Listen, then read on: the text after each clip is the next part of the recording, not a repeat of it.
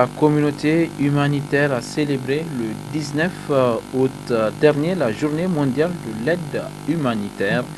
Une journée célébrée avec l'appui de Care Maradi. Retrouvons Alzuma Saint-Ismaël. Décrété par le système des Nations Unies pour rendre hommage à l'ensemble de la communauté humanitaire, la journée internationale de l'aide humanitaire a été célébrée à Maradi le 19 août dernier par les structures, associations et ONG humanitaires qui interviennent dans la région. Une célébration marquée par cette grande cérémonie au conseil de ville de Maradi, suivie d'expositions et un don de sang pour donner à la journée toute sa signification. Avec un cahier de charge à 100% humanitaire, Care Maradi a pleinement participé à la célébration de cette journée. Et en rappel, je pense que cette journée a été décrétée par les Nations Unies. Et ça, c'était suite à des bombardements délibérés des humanitaires en Irak, précisément à Bagdad. Sans compter tous les humanitaires qui ont été délibérément tués pendant qu'ils sont en train d'apporter ce qu'ils peuvent à des populations en détresse. Qui a un mandat humanitaire, elle est redevable devant ces populations sinistrées ou qui sévissent dans des situations difficiles. Donc il n'y a aucune raison à ce que Care ne soit pas présente ou dans toutes les actions qui concourent à améliorer les conditions de vie des populations. À l'occasion de la commémoration de cette journée co-organisée par les structures humanitaires de Maradi, plusieurs activités ont été initiées. À l'occasion de cette journée, il y a eu beaucoup d'activités qui ont été menées. Notamment, il y a eu des expositions au niveau des stands des humanitaires. On a invité toute la population de Maradi et même des personnes de passage à Maradi de venir voir concrètement au niveau de la région de Maradi ce que les humanitaires sont en train de faire. Après ça, il y a eu des séances de films, des projections de films des différentes organisations. Il y a eu une conférence débat et on a clôturé ça par un don de sang. Ça aussi c'est un geste, ma foi, qui signifie beaucoup de choses, puisqu'il y a même une journée qui est consacrée spécialement pour le don de sang. Et la région de Maradi, la communauté humanitaire de Maradi a bien voulu mettre cette action en relief. Pendant la célébration de cette journée, la communauté humanitaire de Maradi a partagé avec les populations qu'elle servait un moment de solidarité dans une ambiance festive.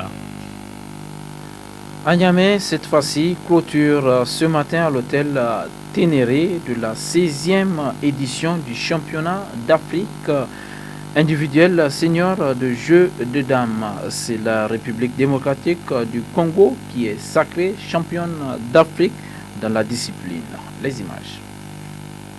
La présente cérémonie marque la fin des compétitions du championnat d'Afrique individuel senior de jeu de dames tenu à Niamey du 9 au 25 août 2014.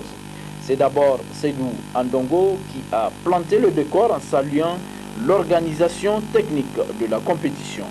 Il a ensuite présenté les 5 premiers du championnat avec à leur tête Loko Lokansajo Freddy, le tout nouveau champion et grand maître d'Afrique.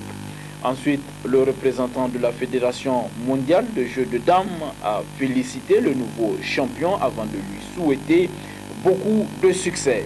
S'en est suivi la remise des prix.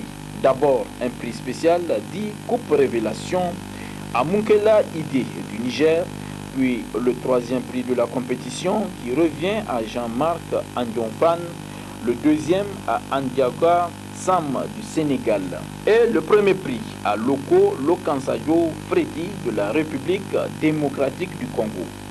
Le secrétaire général adjoint du ministère des Sports, dans son discours de clôture, n'a pas manqué de saluer et féliciter tous les pays participants.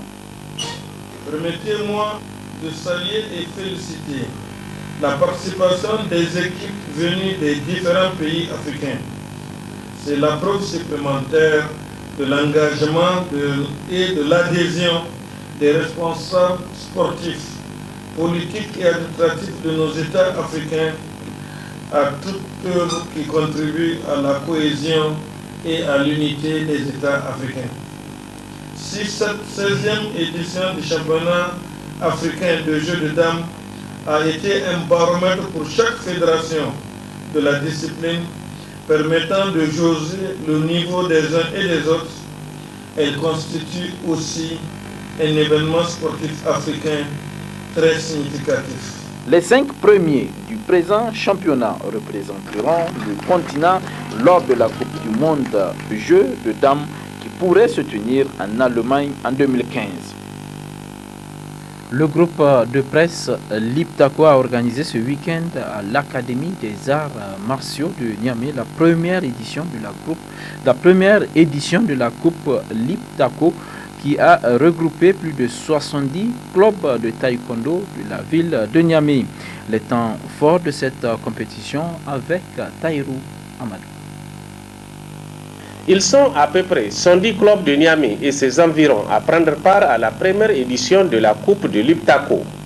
Organisée par la télévision Liptako, une chaîne 100% sport, cette rencontre vise à échanger autour des problèmes qui assaillent le sport nigérien dans son ensemble. C'est pour moi un plaisir et un honneur d'être présent à cette première édition de la Coupe de Liptako et surtout de féliciter les promoteurs et les organisateurs de toute cette compétition. Je pense que c'est une première et c'est vraiment une première qui a été faite de belle nature. Et cette compétition a été organisée de façon correcte et j'en veux pour épreuve le public que vous voyez qui est chaud et les combats que vous avez vus. Et je profite de cette occasion pour dire merci aux organisateurs de cette compétition, merci au Soul Club, merci au Liptako et la Fédération nigérienne de taekwondo par ma voix les félicite et les informe et les rassure de notre accompagnement pour la prochaine édition. Une rencontre appréciée à juste titre par les jeunes qui souhaitent voir cette initiative se pérenniser et s'étendre dans toutes les régions du pays. C'est une très bonne initiative comme cette fois-ci qui a bien marché. En tout cas, quand même, on dégage un bilan très positif. Donc on envisage non seulement élargir ça sur le plan national, mais aussi international, à savoir contacter le Burkina Faso, le Togo, le Bénin et autres, en tout cas les pays de la sous-région. C'est un sentiment vraiment satisfaisant parce que c'est une première ici au Niger qu'on a organisé dans le cadre de taekwondo, une compétition qui a été retransmise en direct et une compétition qui a été faite dans la transparence où même lors de la pesée, on a pris les photos de tous les combattants. Et c'est jusqu'à 18 catégories. On a pris les cadets, juniors, seniors. Dans cette initiative, la télévision 100% sport est accompagnée par Niger Airlines qui envisage d'aider la jeunesse à travers la promotion du sport et de la culture. Il faut aussi noter que pour cette première édition, Liptako a bénéficié du soutien de Soul Club, un club de taekwondo, ainsi que la Fédération nigérienne de taekwondo.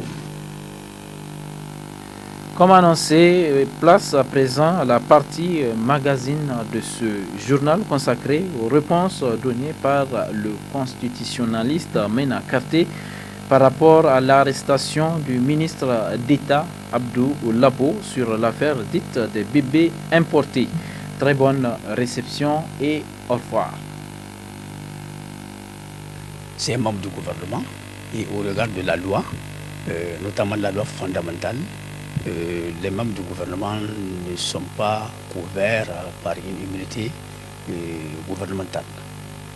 Donc, contrairement aux députés nationaux qui, eux, ont une immunité, bien, n'est-ce pas, précisé dans la loi fondamentale à l'article 88, les membres du gouvernement, ils ne jouissent, n'est-ce pas, d'aucune immunité de type gouvernemental ou autre qui les protège contre les procédures éventuelles qui pouvaient être engagées contre leur personne.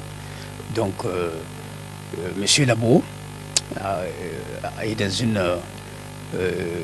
est poursuivi pour des faits bien déterminés et je pense que il n'y a pas une procédure particulière. Peut-être juste saisir les deux employeurs de M. Labo en tant que ministre, c'est-à-dire le président de la République et le Premier ministre. Mais cela n'a pas un effet sur la décision de poursuivre M. Labo. Quand le juge décide de poursuivre un membre du gouvernement, il n'y a pas, n'est-ce pas, à attendre la levée d'une certaine immunité parce qu'elle n'existe pas. Mais les ministres, ils bénéficient tout au plus de ce qu'on appelle l'immunité de juridiction. C'est-à-dire que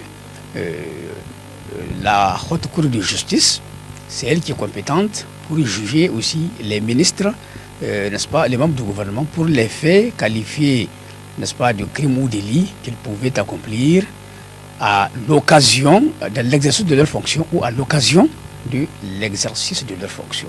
Alors, nous ne sommes pas dans ce cas, donc la Haute Cour de justice, ce n'est pas elle qui est compétente ici, parce que l'action, n'est-ce pas, incriminée ici, ce n'est pas, elle n'est pas du ressort de la Cour, elle est accomplie à titre privé. Par conséquent, ce sont les juridictions ordinaires qui vont se charger qui connaîtront cette affaire. Monsieur Hama Amadou, à la différence de monsieur Labo, lui, il est un député national. Or, les députés nationaux ont une couverture particulière qu'on appelle immunité parlementaire. Donc, c'est deux cas différents. Pour arrêter un député national, il faut nécessairement lever son immunité parlementaire selon les procédures prévues à cet effet, notamment l'article 88 et les articles 49 et suivants du règlement intérieur de l'Assemblée nationale. C'est-à-dire qu'il faut inscrire d'abord la levée de l'immunité parlementaire à l'ordre du jour de l'Assemblée nationale, parce que c'est une question de la plénière, ce n'est pas une question de bureau, c'est une question de plénière de l'Assemblée. Il faut l'inscrire à l'ordre du jour, n'est-ce pas, de l'Assemblée nationale, et il faut passer par un vote. Elle est acquise toujours par un vote de 2/3 des membres composés de l'Assemblée nationale. Donc il n'y a aucune autre possibilité, sauf la grande délit. Sauf la grande délit, il n'y a aucune autre possibilité de mettre en examen un parlementaire, n'est-ce pas, autre que celle décrite à l'article 88 de la Constitution et les articles 49 et suivants du règlement intérieur de l'Assemblée nationale. Il est impossible de le mettre en accusation. Il est bien dit à l'article 88 que, sauf cas de flagrant délit, aucun député ne peut être arrêté, poursuivi, n'est-ce pas, qu'après l'autorisation du bureau. Après session, de l'intercession, ça c'est dans l'intercession. Alors, cette levée, cette autorisation de poursuite-là, il faut bien qu'on le retienne. Elle est en aval de la levée de l'immunité parlementaire. C'est une fois l'immunité levée. Or, l'immunité, c'est une question de la plénière. Par conséquent, le bureau de l'Assemblée nationale ne peut pas autoriser, c'est-à-dire que la poursuite, n'est-ce pas, de M. Hama Amadou. Il faut au préalable lever son immunité par la voie d'un vote. Le bureau n'a pas cette qualité. Je ne vois pas la disposition qui parle de cela. J'entends des prétextes au terme desquels M. Hama Amadou peut être arrêté parce que c'est une infraction commise à titre personnel. Mais dans l'esprit de l'article 88, il a été prévu la possibilité pour un parlementaire de poser une action à titre personnel. Et même la question du flagrant délit qui a été introduite de cette disposition-là, c'est en considération de cela. Malgré cela, on a introduit la notion d'immunité. Il est protégé malgré tout cela. Il est protégé. Et si y en a qui pensent que le bureau de l'Assemblée nationale peut autoriser à tout instant la poursuite d'un député, je pense que c'est même la vignette de la représentation et la formule même du régime représentatif qu'il faudrait corriger. Parce qu'en ce moment-là, le peuple qui exerce sa souveraineté par la voix de ses représentants élus ne peut plus le faire parce qu'à tout instant, le détenteur du pouvoir exécutif peut, n'est-ce pas, mettre à mal, peut arrêter son représentant. Moi, je pense qu'il ne faut jamais marcher sur la Constitution au nom de la politique ou bien au nom des intérêts partisans. Il faut qu'on évite de poser des actions, des précédents ou même des jurisprudences qui, dans quelques années, vont infecter la vie politique nationale, bloquer les institutions, bloquer les rapports entre les acteurs et mettre le pays dans une impasse vraiment qui n'est pas bonne. Il faut, en posant les actions politiques de ce genre-là, n'est-ce pas, faire un zoom sur l'avenir. Il ne faut pas ignorer il ne faut pas ignorer le fait que les générations futures ont le droit aussi de vivre dans un Niger stable, pacifié, où les règles sont stables, où c'est la bonne gouvernance, et puis l'esprit de quiétude et le juste, n'est-ce pas, qui prévalent. Il ne faut pas poser les choses en regardant son fauteuil ou bien en regardant l'immédiateté. Les actions politiques, il faut les poser en regardant aussi l'avenir. Si je fais cela aujourd'hui, qu'adviendrait-il dans quelques années? D'autres acteurs seront peut-être liés et enchaînés par ce que j'ai posé aujourd'hui et qui n'est pas bon au regard de la loi et de l'esprit de la loi. Donc je pense qu'il faut conduire les procédures d'arrestation, de jugement conformément à l'esprit et à la lettre et à l'esprit de la loi fondamentale. Il ne faut pas poser, n'est-ce pas, au nom de la politique politicienne. Ça, ce sont des actions qui sont de nature à enchaîner le pays dans quelques années et à infecter tout le schéma politique du Niger.